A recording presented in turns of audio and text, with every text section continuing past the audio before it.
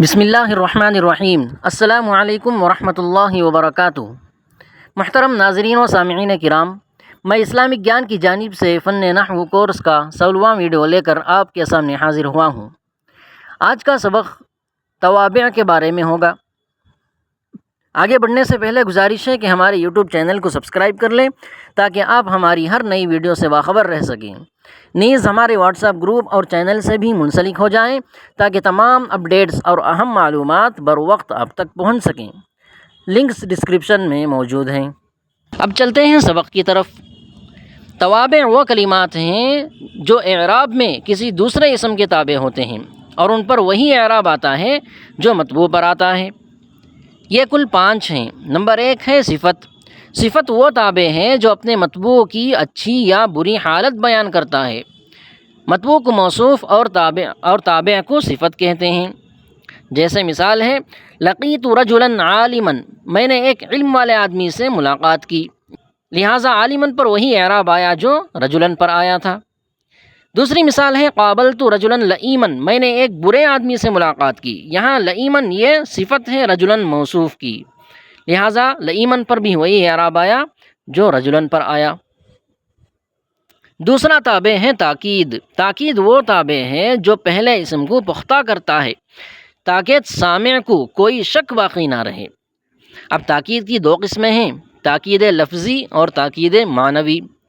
تاکید لفظی یعنی پہلے لفظ ہی کو دوبارہ لانا، اسی کو تاکید لفظی کہتے ہیں۔ جیسے مثال ہے جاء فرید فرید، فرید ہی آیا۔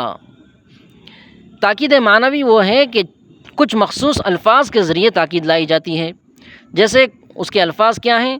کل، اجمع، کلا، کلتا، نفس، عین وغیرہ۔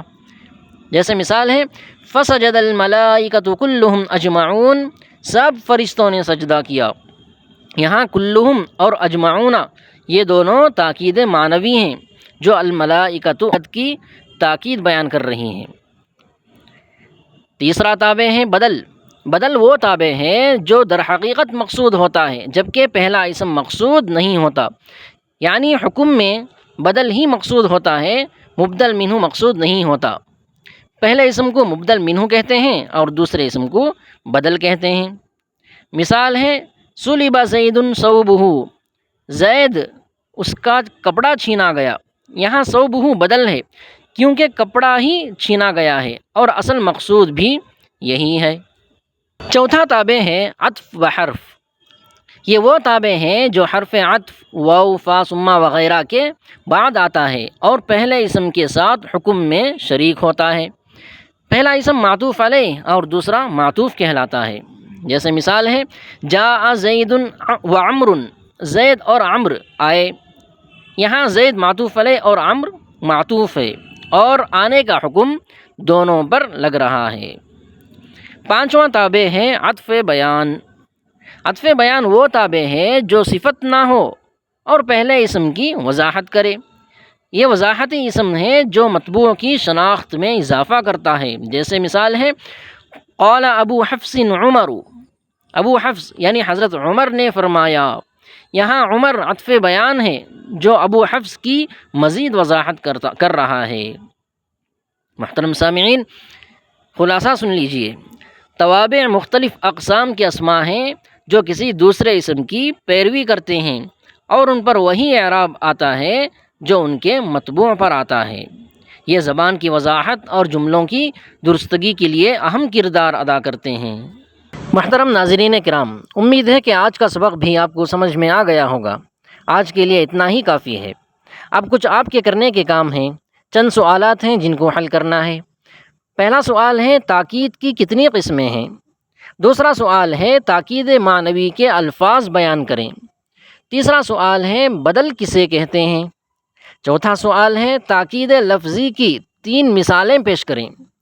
5واں سوال ہے عطف بحرف میں کون مقصود ہوتا ہے، مطبوع یا تابع؟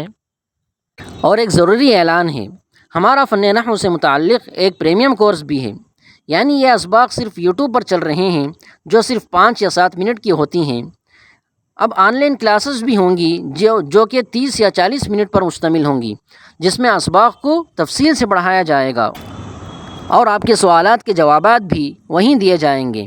لہٰذا جو حضرات اسباق کو تفصیل سے پڑھنا چاہتے ہیں وہ اسکرین پر نظر آ رہے نمبر پر کال یا میسیج کر کے معلومات حاصل کر سکتے ہیں۔